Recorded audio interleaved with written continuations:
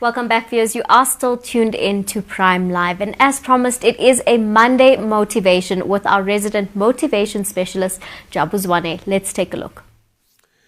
Yes, good evening. Welcome to Monday Motivation. Yes, my name is Jabu Zwane. First of all, I want to apologize for my voice. Recovering a little bit from a long week of many speaking engagements with a touch of flu, but other than that, all is well. Well, this evening we're going to be speaking about the 7 R's of resilience. Resilience is a hot topic today, and one of the reasons why it's a hot topic is because so many people in the world are struggling with the difficulties that are increasing and increasing. As a matter of fact, the latest research states that mental health-related illnesses now are a #1 cause of death throughout the world. So people are feeling a tremendous amount of pressure. And that is why it is important that we have to sit down and talk about what are we going to do about the epidemic of mental health, but at the same time as well, what can we do to increase, to build, to create an ability within ourselves to become a bit more resilient. Now, developing a resilient mindset, first of all, we've got to describe what is a resilient mindset. A resilient mindset, these are categories of thinking that help you not only to overcome the obstacles that you are currently facing, but actually go as far as getting to a point where you are thriving, where you are also able to contribute to helping others. Obviously, when a person is going through this type of situation or we're going through difficult times, it's very difficult to think about other people. And yeah, it is important that you do that only if you are in a position to do so. You know, many of us, when we're traveling in the airplane, there is that specific announcement that says there's a mask that dropped from the roof, and then they say to you, should you ever find in a situation where you need to put on a mask, put a mask on yourself first. Even when you're traveling with a child, don't start off with a child first, but rather start with you, and then you can put a mask on a child. And the question is that why is that an important announcement, and why is it framed that way? And that is because most of the time we tend to put other people that we care about first, and unfortunately, in a situation where it's a matter of life or death, it's more important that you put it on yourself first and then be able to help others. And that's part and parcel of thinking about resilience.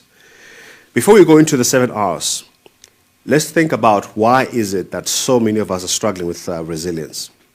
Number one, we are limited human beings. We've got a limited frames. We've spoken about this so many times in the show where we have said that we have 5 crucial human limitations. The fact that our human substance is so weak that we can get tired, we can get sick, we can get injured. And along with that as well, our capacity is limited. The second thing being our presence. The fact that we only know so much based on where we come from, based on what we have been exposed to. And as far as opportunities, as far as even things like access to infrastructure, like hospitals, education, that is a limitation. And then the third thing, of course, is about our existence, that the moment that we are born, we are starting the process of our death. And as a result, we have to time things and have a right relationships in terms of time. And the fourth one being our consciousness, and that is our understanding. That is our knowledge. That is our experience, that we have a limited amount because our brains have a limited capacity to process information. And then, of course, lastly is about performance. And that is our ability then to take all of those aspects of our limitation and to channel them into abilities, into activities, to try and achieve whatever goals we want to achieve. And so we are all aware of how limited we are. And unfortunately, certain beliefs make it harder even for us to accept the fact that, difficulties are part and parcel of life. And the moment you start to think that you should not be struggling, the moment you start to think that your particular case of struggle is a special case that requires special intervention, that requires a whole bigger amount of people or money or some kind of miraculous intervention, then you can start to feel defeated, start to feel weak, start to feel like you are a victim. And as a result, the moment you are in that space, you start to lose a little bit of hope. And that makes you far less resistance. What most of us have to understand is that, all of us in fact have to understand is that the moment your brain feels like you are losing and then you decide to quit, then it starts to give in itself. Think about it in this way. They say that most of the time, the moment that people retire, for example, and they're not as active as they used to be, then their life can quickly deteriorate, because they're kind of looking at life as if they've done what they needed to do and now they're just waiting for the grave. That's the same mindset. And so for us to cultivate a resilient mindset, there's 7 R's we got to think about. And the first one is to recognize. And to recognize the fact that troubles are part and parcel of life. The great Nelson Mandela once said, the victory of living lies not in not falling, but actually it lies in rising up after we fall. And one of my favorite scriptures in the Bible also says this, that a righteous man falls 7 times a day and gets right back up. So falling is a guarantee. A child falls and gets back up. For us to progress in life, we need to understand that it will happen sometimes that we fall, that we fail, that we don't get things right, but we have to learn the art and science of being able to recover from that. And some of the ways that we can look at that is, look at your belief systems. In terms of belief systems, what do you believe problems mean? When you're experiencing problems, what do you think they mean? Do you think they mean that there is some kind of a sinister power targeting you? Do you feel like it shouldn't be happening to you? It should be happening to other people? Do you get into the place where you start doing the comparison to say, but I've been struggling this long, this one has not been struggling at all? Because the moment you start to compare your life with other people, your struggles with other people's struggles, then it becomes harder for you to cultivate that mindset. And that's why part of the first step is that recognize, create that level of awareness that says, it is possible that even though I have not done necessarily anything wrong, even though I am a good person, it can happen that I'm experiencing trouble. Therefore, I need to be more ready to take care of, to tackle that. And the second thing is then reframing. We need to reframe the way that we think about difficulties. Many belief systems pass on or talk about difficulties as if it is a sinister occurrence in one's life. And people will go looking for interventions from the gurus, or they go looking for interventions from sangomas, or go look for intervention, even come to God to pray for God to remove the problems out of their lives. And then, of course, many of us can look at somebody who's going through a hard time and feel sorry for them and feel like, you know what, that should not be happening to them, like it's not fair. But the reality of the matter is that there is a consistent occurrence of unfairness, if you want to put it that way, that happens all throughout one's lives. And part of reframing is to acknowledge that problems can happen, and when they do happen, you have to be ready to tackle them. That you do that is then the next step, and the next step is that you need to then recover. So let's say, for example, you lose your job, or maybe you go through a divorce, or maybe you lose somebody that you care about, or somebody that you trusted betrays you in business. Somebody takes away your business. How do you then bounce back from that?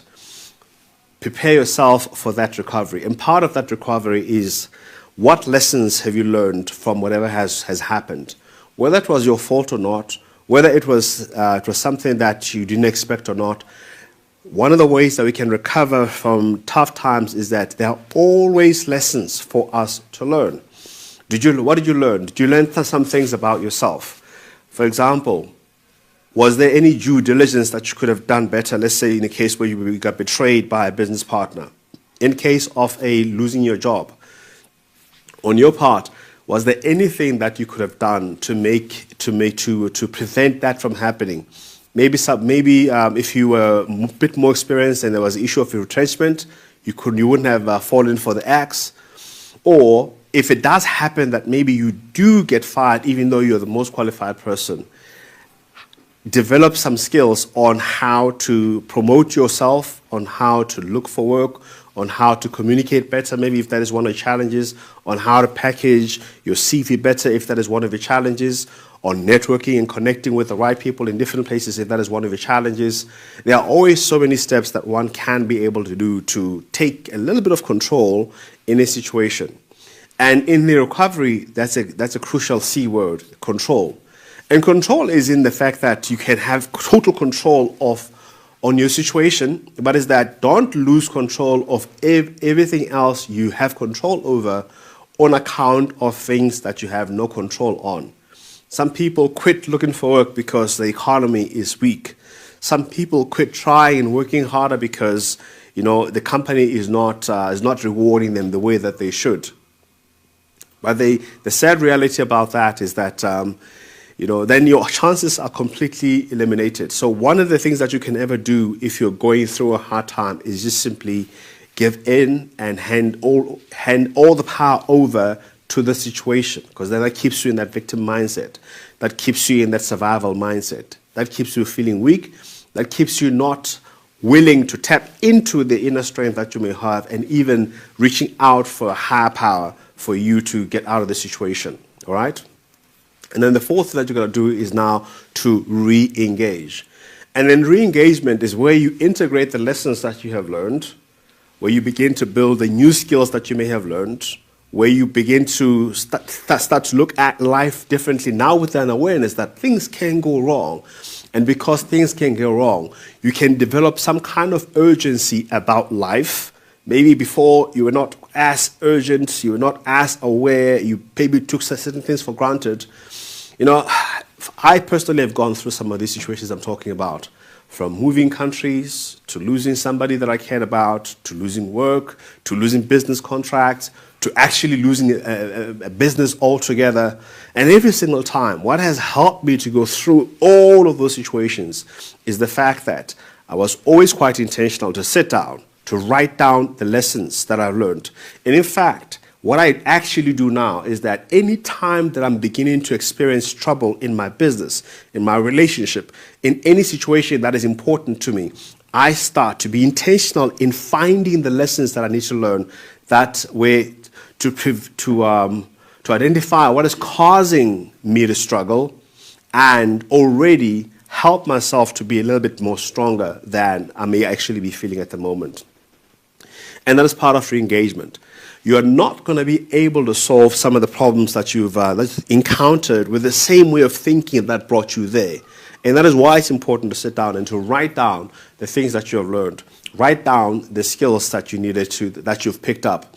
Write down the experiences that you've picked up. I keep talking about the importance of creating a portfolio of evidence of your abilities, because one of the greatest causes of people not becoming resilient is that element of fear. And fear is always tied to a sense of feeling like you don't have enough ability to tackle your problems, to make use of your skills, to achieve what you want for yourself and for your family. Think about it. If you had the ability to overcome any situation and you knew that for sure, you wouldn't have a reason to be fearful. And so fear is tied to that. So it's important then to think about, what can I do to empower myself so that I don't stay in that state of fear and I don't let anxiety then run my life. And along with that part of re-engagement is that you have to make a very strong connection between the past and the future. What have you learned in the past?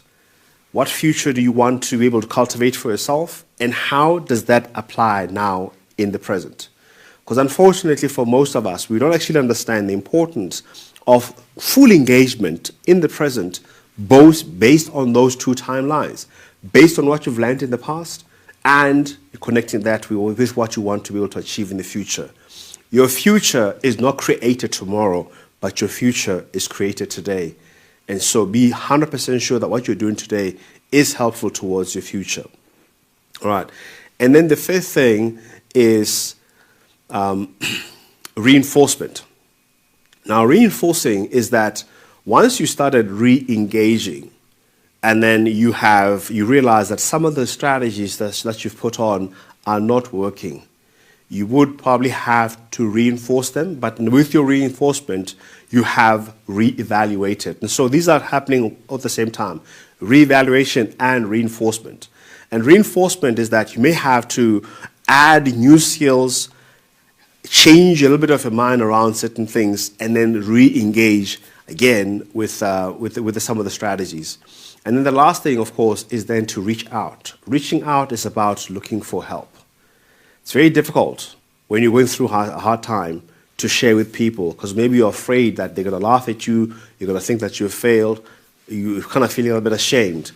But it is important that you surround yourself with people where you can be comfortable sharing about your difficulties, so that you don't feel isolated, so you don't feel alone, and then you start, because loneliness can add to the mental stress whenever you're going through a hard time.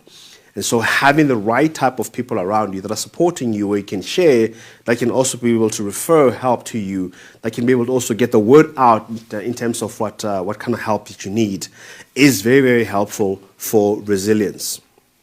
So the 7 R's, again, in terms of resilience, are crucial to help us to overcome the struggles that we are currently facing. I hope this was very helpful to you, and that from now on going forward, you're going to think about problems not as something exceptional, but as part and parcel of life, but also that you'll be far more prepared to tackle it. My name is Jabu Zwane. Thank you so much for tuning in. Enjoy the rest of your programming.